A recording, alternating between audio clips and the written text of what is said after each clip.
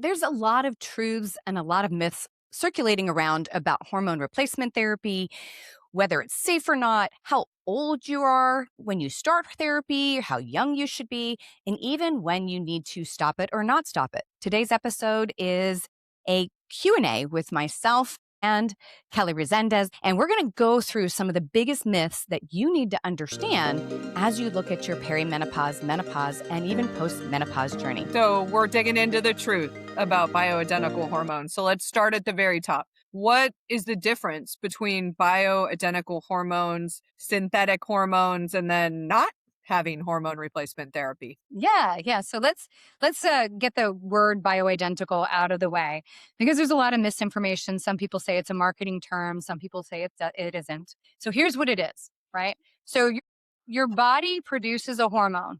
We'll call it estrogen, right? Or estradiol. Imagine that this estradiol is a key. So that key has 5 fingers on it. So when we look at the chemistry of it, it has these 5 fingers. When it's bioidentical, it's like you took that key to Lowe's and they made a copy. It's the exact same copy, exact same number of fingers on it. So when it gets to the cell and it goes to click in and turn on the action at the cell, it's able to do that. No questions asked.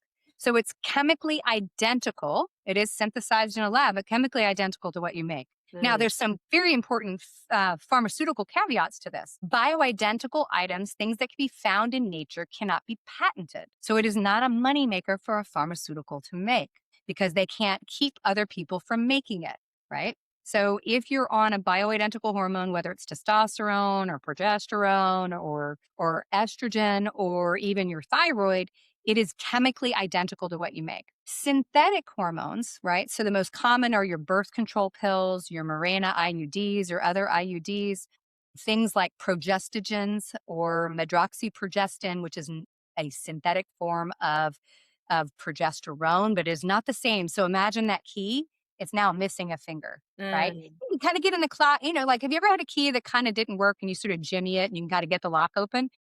That's how it works. It kind of can fit it, but it's not exactly the same. The reason why this is important is your body knows how to operate with normal bioidentical things. It's going to have the exact same chemical structure. It's going to do the exact same function. When something is synthetic, it has similar action, but it's not quite the same. And probably where it becomes even more important is when you take these drugs in that are synthetic and you, number one, take them in and digest them. They go to the liver and they have to process through the liver. And depending on your genetics, you process them better or worse. And when they get processed, they make a bunch of byproducts. Those byproducts can either be harmful, toxic, or moderately, okay. And so many of them have negative side effects. So for instance, synthetic medroxyprogestin is associated with blood clotting risk in women, particularly as we get older. But if you have a clotting disorder that you probably may not know about, it can even be damaging as a teenager in a birth control pill. The other thing I want to kind of clarify this too is your birth control things like birth control pills are synthetic. And what they do is they bind to that receptor. So think about hitting the key and they irreversibly hold on to it, right? So if you're on a birth control pill, they hold on to that receptor and never let go, which is why you don't ovulate, right? So it does that in the ovaries. You can't ovulate, so that it keeps you from getting pregnant. Bioidentical hormones don't do that. They go in, they do their thing, they let go, and then they go away and they go to the liver and get cleaned up, right? Yep. And so that's the difference between synthetic, bioidentical. And then I want to make one caveat to that. There is an older estrogen product called Premarin, and Premarin is made from pregnant horse mare urine. It is literally extracted from pregnant horse mare urine and has 13 estrogens. We make 3. So all of that is going to go to the liver first, make a bunch of byproducts that increase clotting risk in older women, but it kind of burdens the liver. And so all of those synthetic forms or what they call conjugated equine estrogen or horse pea, and then synthetic hormones you don't want because your body isn't going to use them the same way. Yeah. And then menopause is a time period of hormone extinguishing. Basically, ovarian function stops. So those hormones are no longer being made, right? And so when you're not on hormones at all the keyholes in all the cells of your body that are prepared to take estrogen or progesterone or even testosterone that's now very, very low don't get fed. And so the active aging goes up, right? Got it. And so women have a choice now, and there's been a lot of changes that have happened over time. What would you say the best decision, in your opinion, is for a woman that's considering hormone replacement therapy? Yeah. So if we look at the research, so I'm a PhD, so this is beautiful because I get to dig through the literature every day. So the reality is the research is pretty clear that hormone replacement therapy started earlier in the process. So we don't have to wait until we're, out years after the period, started in the process, reduces all risks of dying, right? All risks of dying, but particularly reduces cardiovascular disease risk, osteoporosis risk, and dementia in women. Mm. And so for a woman, what I believe, and regardless of age, is every woman deserves the right to examine hormone replacement for them. Of course, if you're looking at it, that earlier window is better. So within that first 10 years, because we age more rapidly when we don't do it. But the other side of it is I also see in the industry people that are sort of, gaslighting or even sort of being on the attack for women that may choose personally to not choose hormones. And there's definitely an opportunity for that too. I just believe every woman deserves the right to explore that for themselves without judgment, without gaslighting, and with education. Yeah. And so, yeah. And so I think it's real important.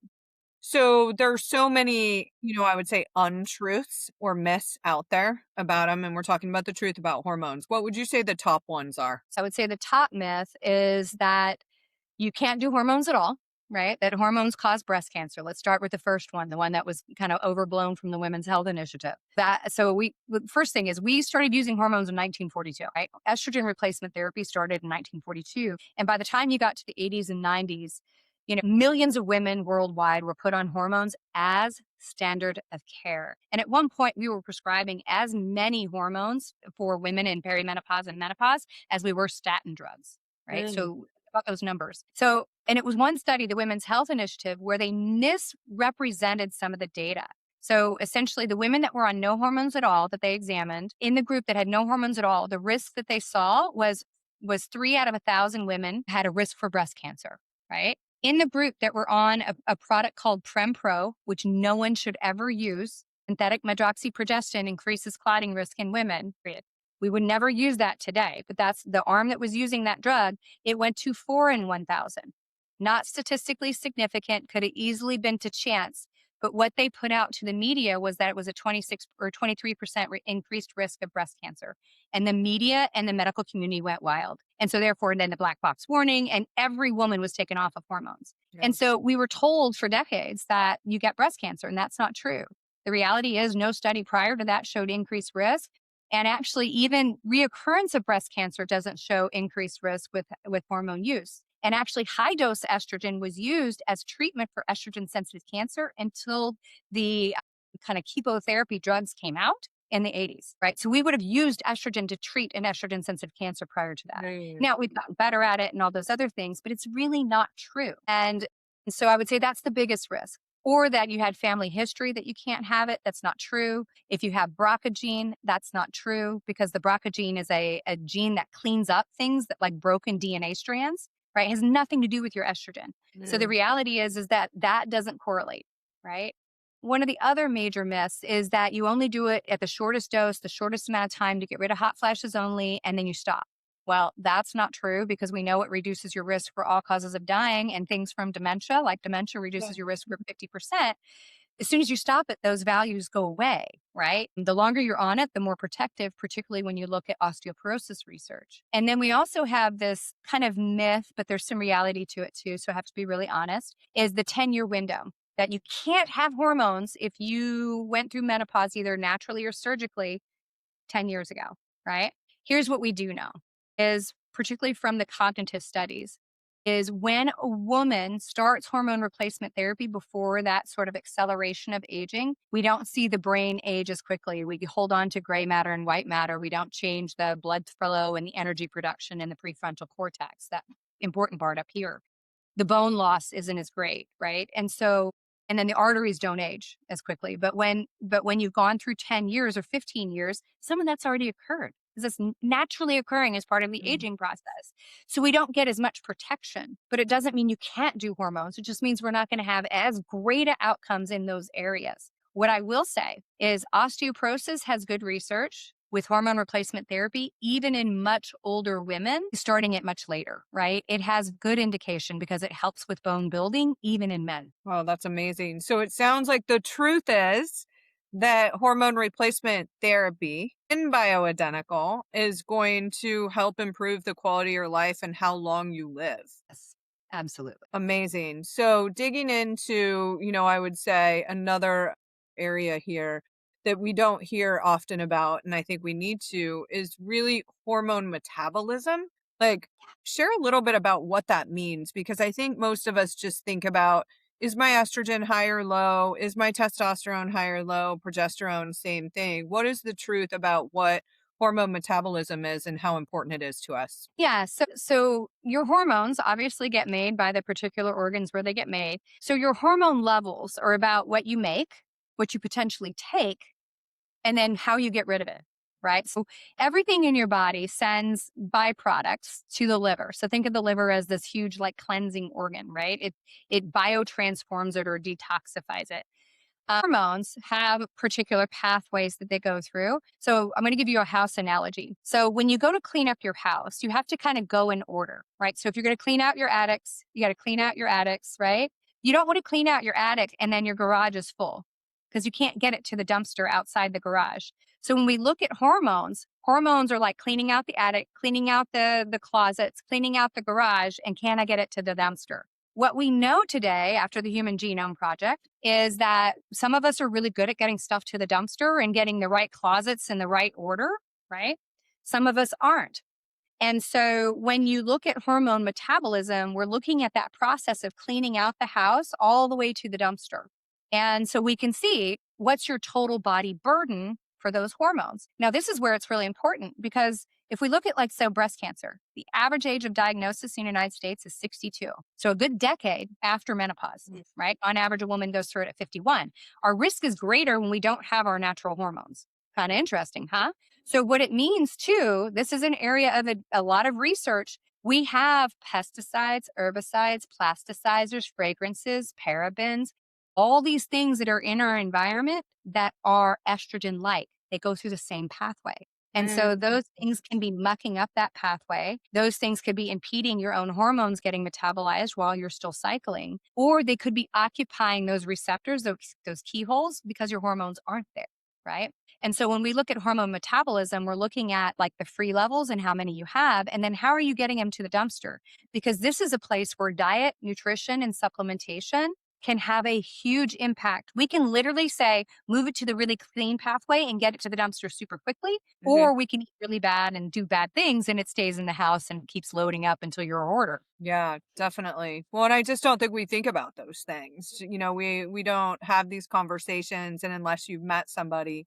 So what would you say, like what is really the difference between symptom management and long-term longevity? I think that we know people like the get rich quick theme. They like the microwave results. Like tell us a little bit about how hormone replacement therapy impacts those two things. Yeah, so I'm going to give you a patient story because I think it's really important. So we had a woman come to us who was about 62 years old.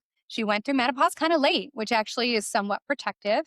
She went through menopause, had a DEXA scan, so had her bones looked at, had good bone density. And she went to saw a doctor that was well meaning, put her on hormone replacement therapy and actual bioidentical hormones. She lifted weight, she ate protein, she felt pretty good. No hot flashes, no night sweats, wasn't angry, didn't want to like strangle anybody. And, was put on a dose and was kind of like, here you go. And they look at stuff, but they never really checked. They didn't check hormone metabolism. They didn't really look at the blood work to see where they were compared to the protective ranges that we're looking at. So when she came to us, we looked at an echo light, which is another deeper dive sort of in the bones, right? And also a DEXA.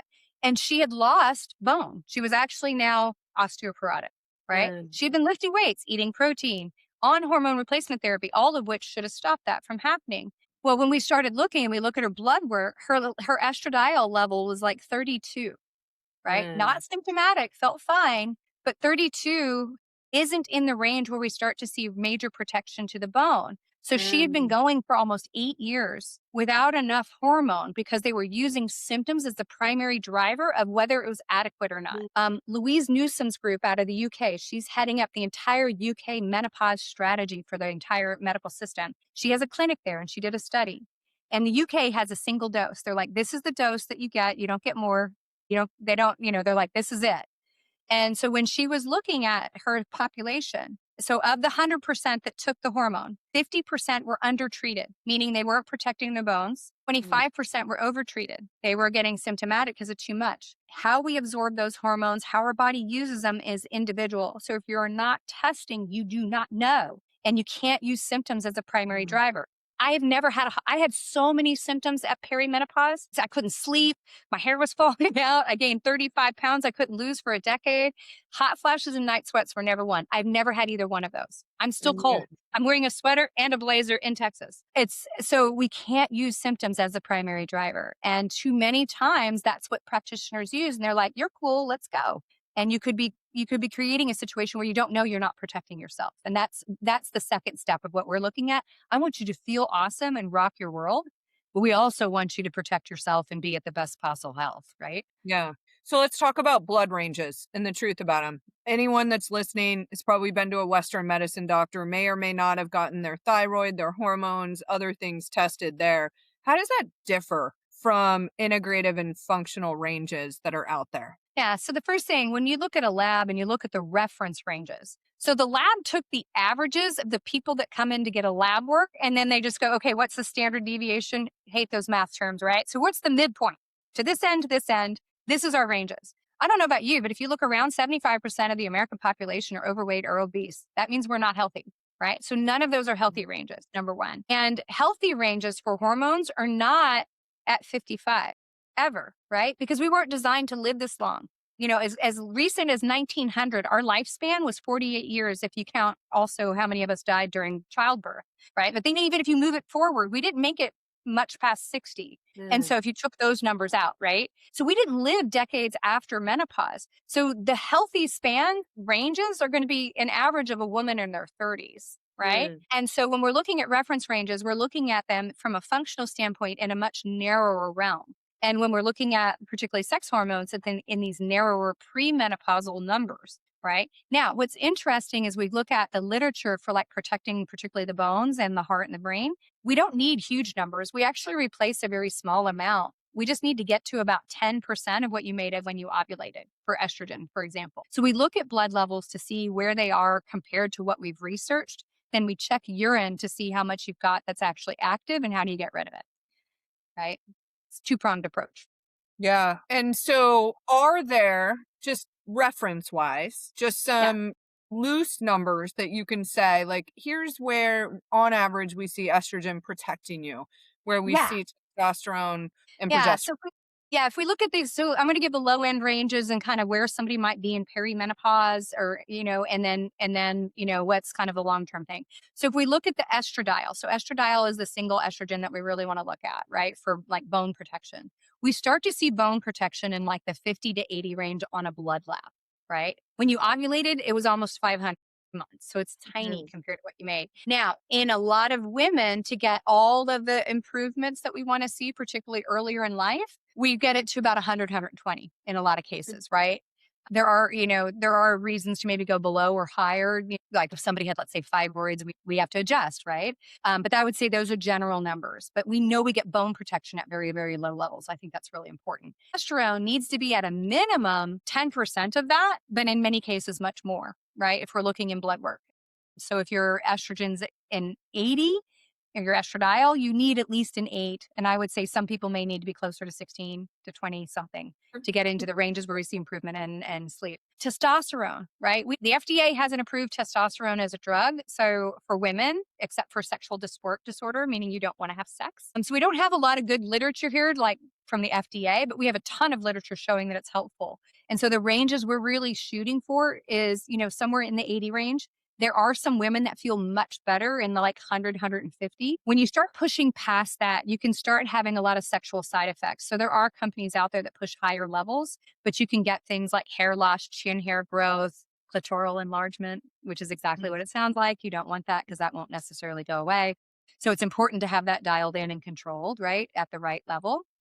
And then when you're looking at thyroid and all those other things, those ranges are much narrower. Yeah, got it. What would you say for the woman that's out there listening? Like, how do I really explore what's best for me? Yeah. So I think this is why we created Minerva is I think so many people or so many women really have questions.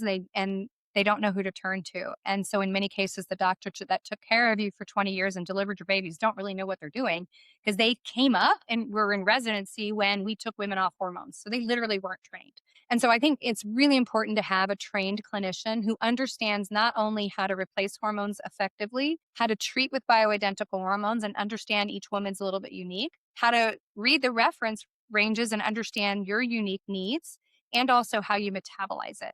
But I think even more importantly, you've got to have a practitioner, and we have a team. We have a health coach, we have a nutritionist, but a team that's there to listen to you because there's a lot more going on than just my hormones are out of whack. Yeah. Usually at this point, we got too much on our plate. Life is difficult. I don't know about you, but I'm like, man, I don't want to cook.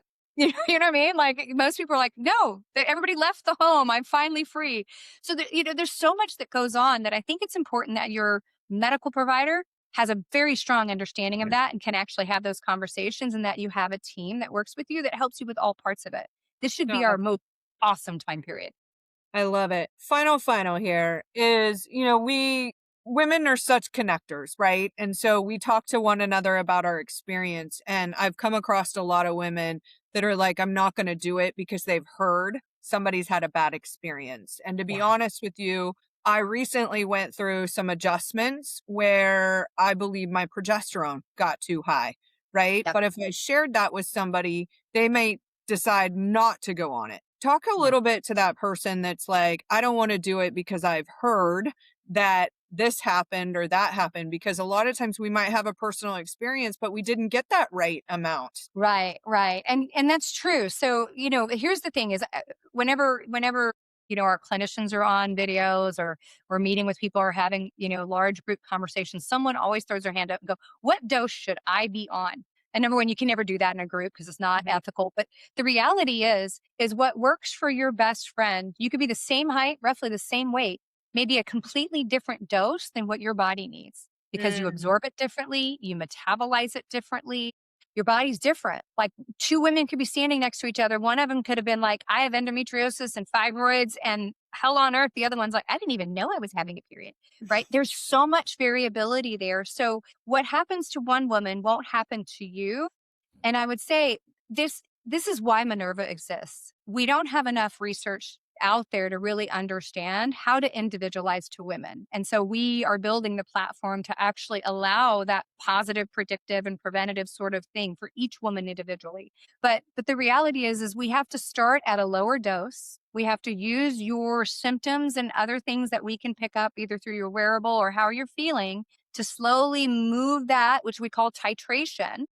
And then when we're feeling really good, then we check labs, we look at blood work and go, okay, where are we? Are we in those ranges where we know we've got protection? And Mhm. then after that, we look at how you metabolize. So you're getting it to the dumpster. After all of that, we usually have stuff pretty well dialed in. But for a lot of women, they start to feel better immediately. So sometimes it's like a matter of weeks. They're like, oh my God, I feel like a different person. Mm. But the dialing in is somewhere between 3 and 6 months. Right. And Mm. so once it's dialed in often, and then, if we're working on weight loss, that, all those things start working. But what happened to your friend and how they were treated and what happened is not going to be what happens to you because you're all uniquely individual. Well, thank you so much, Dr. Betty. And that's it. The truth about bioidentical hormones. Great information here. Definitely check out Minerva. Click on the links below. We'd be happy to share how we can help you get hormonally balanced. And that's a wrap for today's episode of Menopause Mastery. If this conversation helped you feel more informed, more hopeful, more in control of what's happening in your body, do me a quick favor. If you're watching this on YouTube, hit subscribe and tap on the notification bell so that you don't miss the next episode. We're bringing you real science, real solutions, and real conversations every week. And if you're ready to go from guessing to getting a plan that is tailored to your health, head over to gethormonesnow.com to explore precision bioidentical hormone treatment through a functional medicine lens, available in all 50 states for women. Because you deserve the care that actually connects the dots: your hormones, your metabolism, your sleep, your mood, your brain, your heart, your bones, all of it. Thank you for spending this time with me. I'm Dr. Betty Murray, and I'll see you next time on Menopause Mastery.